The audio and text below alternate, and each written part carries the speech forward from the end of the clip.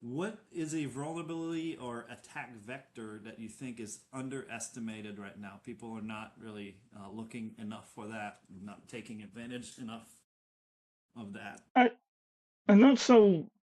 I'm not sure if it qualifies as a vector, but I'd probably say it's something that's masked and masked by something that isn't actually related to security itself, like free market economics masks it, and that's the idea that the old techniques of remote root, remote system exploits have gone away. People suffer from a logical fallacy that just because we haven't seen any of these exploits implies they don't exist anymore. Right. But it's not the fact that they don't exist, it's they do exist. It's the market economy that is hiding them from you. You don't see them anymore.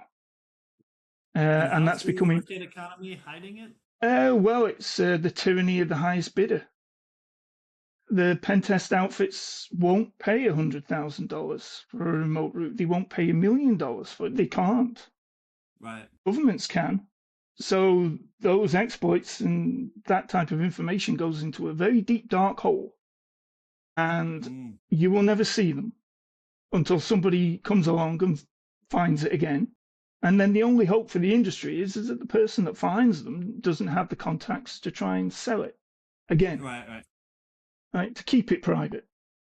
Yep. Um, but as the tendency to centralize over time, the number of people that do this kind of work is getting smaller.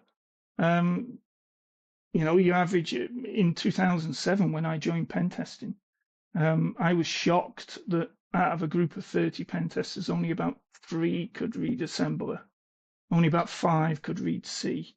Today, that group of 30, So even well, smaller. less than one would Wow. read C. Less than less than one would understand assembler. So the skills are centralizing. So the number of people that can do it is getting smaller, and therefore the probability that that person has contacts to sell the exploit should they refind it is higher. So these exploits just never see the light of day. They That's disappear. Um, and yeah, everyone has the same fallacy. We don't see these things, so therefore they don't exist. they're the most Uh, dangerous ones though, because correct. nobody Yeah, has the patches.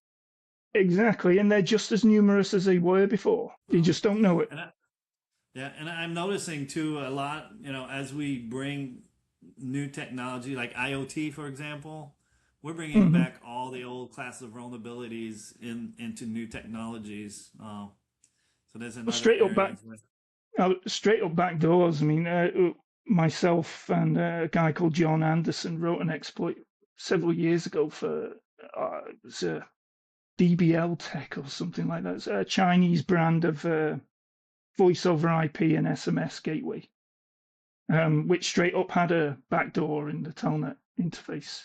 It was well hidden using MD5.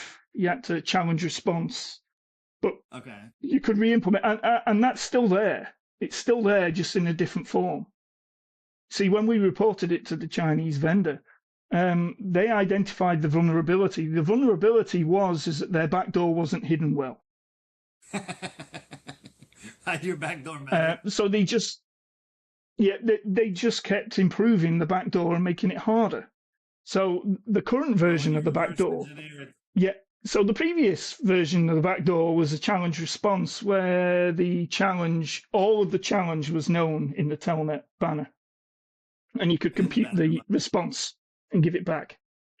Um, the backdoor still exists today, but includes a piece of information that you don't know remotely, which is derived from some IO-octal to the NAND, which I believe is some part of the serial number of the NAND or something like that. okay. So they mix the serial number of the NAND into the backdoor, the challenge response, which you don't know. Okay.